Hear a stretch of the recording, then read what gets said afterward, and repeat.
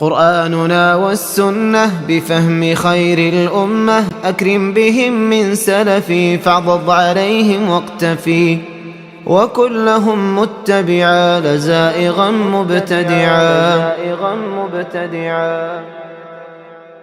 من ربنا الرحمن معبودنا المنان، الله رب الخلق يمدنا بالرزق، وديننا الإسلام معناه الاستسلام، لله طائعين حقا موحدين.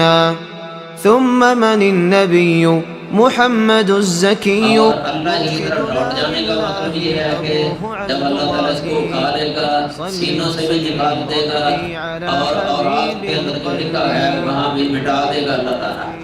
ये मतलब बताया फिर सलफ से उन्होंने साबित किया था توحيدي وطاعة المجيد، فالله رب الأحد في فعله والصمد، مصرف وخالق مشرع ورازق، معتقدا إفراده بالقصد والعبادة، كالذبح والصلاة والحج والزكاة والنذر والدعاء والخوف والرجاء، وصرفها لغيره شرك خلاف أمره، له صفات।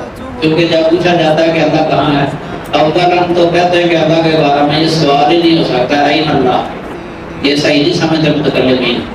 इब्न कलाम की किताबों में लिखा है कि ला युसअलु अन्हु बिअयना, कि अयना के साथ उसके बारे में सवाल नहीं किया जा सकता।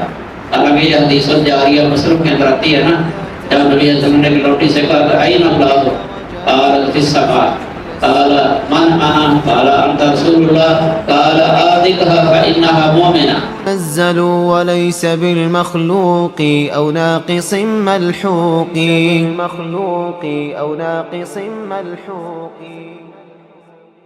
إسلامنا السعادة أوله الشهادة، لا رب لا إله بالحق إلا الله، أعبده بما شرع رسوله وما منع، أتركه جميعا مصدقا مطيعا، وخمسنا نصلي وما لنا نزكي، في رمضان صومنا لبيت ربي حجنا، إيماننا بالله الواحد الإله، وبعد بالملائكة وكتبه المباركة، ورسله والقدر ويومه المؤخر، ملائك من نور تعمل بالمأمور، كخازن الجنان ومالك النيران، ميكال إسرافيل وخيرهم جبريل، وكتبه الدستور الصحف والزبور،